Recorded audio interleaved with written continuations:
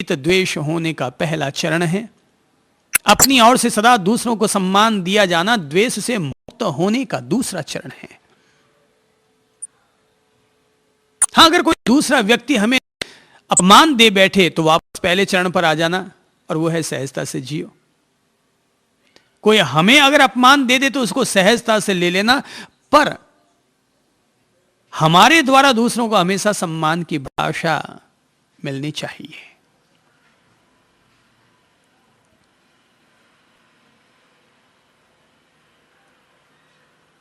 तो सम्मान दो, मधुर भाषा का उपयोग करो।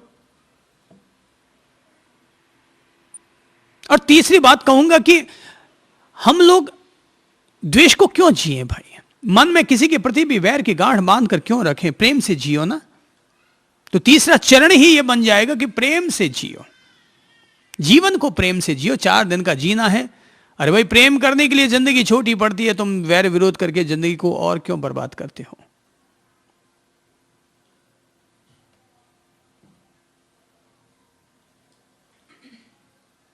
किसी भी लड़का या लड़की को अपना दुश्मन बनाने की बजाय तो लव मैरिज कर लो ना। द्वेष ओछी वस्तु है,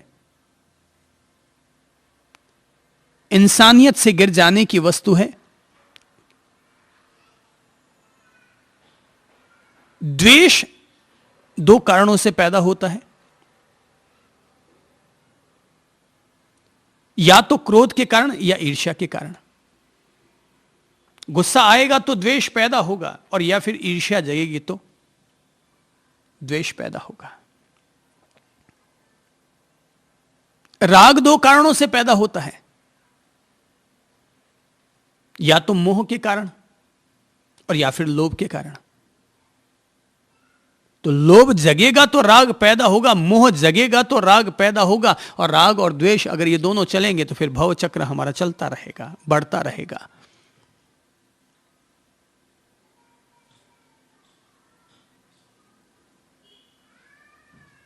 तो ये मोह को जीने की बजाय, लोभ को जीने की बजाय क्यों ना अपना सहज जीवन जिए? क्यों ना अपन लोग इस बात का विवेक रखें कि मैं सबसे प्रेम करूंगा, सबको सम्मान दूंगा, तो अपने आप द्वेष पैदा ही नहीं होगा। और अगर कोई टेढ़ा वचन कह भी देगा तो सामायिक की प्रेरणा महावीर ने इसीलिए तो दी है ताकि तुम थोड़ी सी सामायिक रख सको, समता रख सको, कि सहनशीलता रख सको। 48 मिनट तक सामायिक के लिए बैठना, एक आसन पर बैठना, एक अभ्यास है, अच्छा अभ्यास है कि उस दौरान कुछ भी हो जाएगा तो मैं सहन कर जाऊंगा।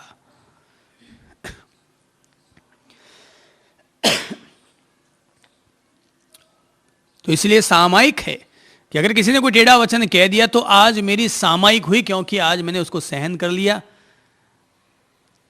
तो तीसरी बात कहूंगा, प्रेम से जियो। और चौथी बात कहूंगा कि अगर उस प्रेम से जीते हुए भी कोई हमें अपमान दे दे तो क्षमा को मूल्य दो और माफ कर दो। महावीर ने तो कानों में कीले ठोकने वाले तक को माफ कर डाला। जीसस ने तो सलीब पर चढ़ाने वाले तक को भी माफ कर डाला। मंसूर ने तो हाथ काटने वाले तक को भी माफ कर डाला। मीरा ने तो जहर का प्याला पिलाने वाले को भी माफ कर डाला।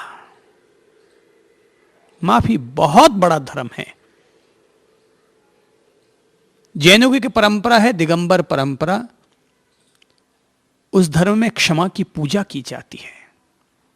जैसे बाकी परंपराओं में तीर्थंकरों की, अरिहंतों की, अवतार पुरुषों की पूजा होती है, वहां पर क्षमा गुण की पूजा होती है।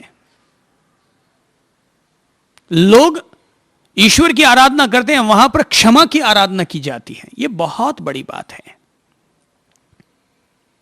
और जैनों ने एक जो व्यवस्था दी है कि साल में एक दफा वे संवत्सरी मनाएंगे, अर्थात वर्ष का जो अंतिम दिन होता है उसको क्षमापना के साथ मनाएंगे। बहुत बड़ी बात है। मैं चाहता हूं जैनों से सारी दुनिया को यह प्रेरणा लेनी चाहिए और सारी दुनिया में एक ऐसा दिन निर्धारित कर देना चाहिए, चाहे फिर उसको 31 दिसंबर ही क्यों ना निर्धारित कर डालो कि 31 दिसंबर की सांझ को हम सब लोग बैठ करके प्रार्थना करेंगे, मंगल मैत्री भाव की प्रार्थना करेंगे, और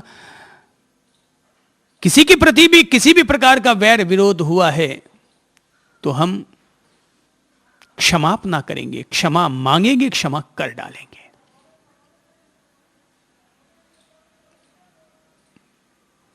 बाकी दिन तो आगे पीछे के दिन हो सकते हैं।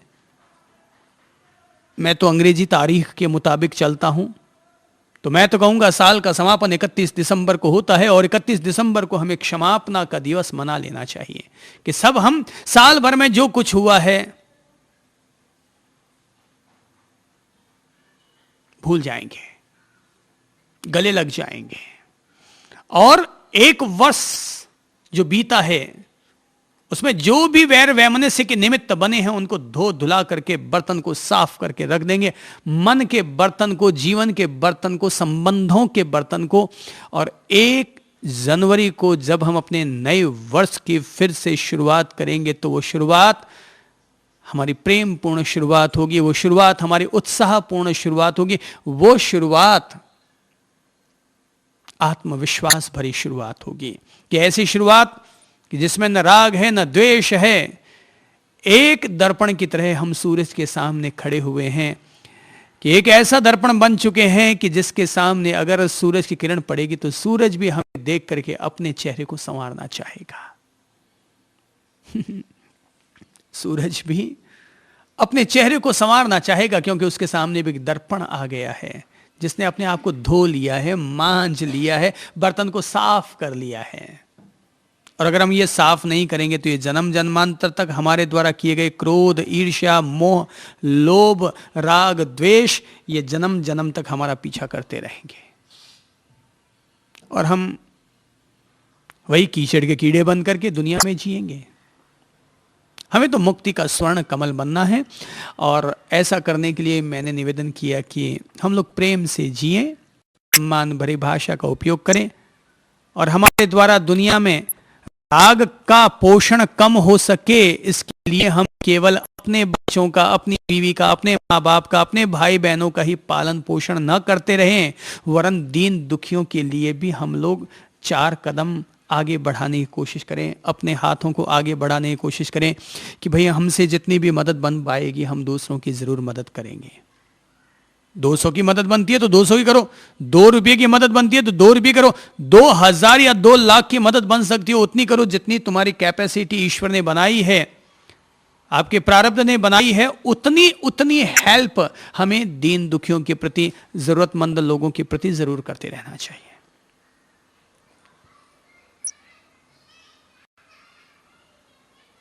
मेरी आत्मा में जितना प्रेम भरा है उतनी ही करुणा भी भरी है। मैं न खुद वीतराग हूं और न वीतराग का अनुयायी हूं। मैं खुद द्वेष नहीं रखता, मैं स्वयं वीत द्वेष हूं और वीत द्वेष का अनुयायी हूं। मैं प्रेम का पथिक हूं, प्रेम का पुजारी हूं। प्रेम ही मेरी प्रार्थना है, प्रेम ही मेरा धर्म है, प्रेम ही मेरा सद्गुण है, प्रेम ही मेरा रास्ता है। तो मेरे इस प्रेम ने ही, ध्यान ने मुझे परिणाम के स्वरूप में प्रेम दिया, और प्रेम ने मेरे हृदय में अनंत करुणा को साकार किया। इसलिए दीन दुखियों के प्रति, जरूरतमंद लोगों के प्रति जितना बन सकता है शायद उससे कहीं ज्यादा करने का प्रयत्न करता हूं। मुझे लगता है वो नहीं है दीन दुखी, वरन उसकी जगह मैं ही आ चुका हूं, और मैं ही अपने आप को उतना ही दीन दुखी, अपाहिज, करुणा का पात्र समझने लग जाता हूं, और तब अपने आप ही भीतर से सहानुभूति और करुणा बरसने लग जाती है। मैं मानता हूं जितना बड़ा धर्म अहिंसा है उससे कहीं ज्यादा बड़ा धर्म करुणा है, दया है, मानवता है, भाईचारा है।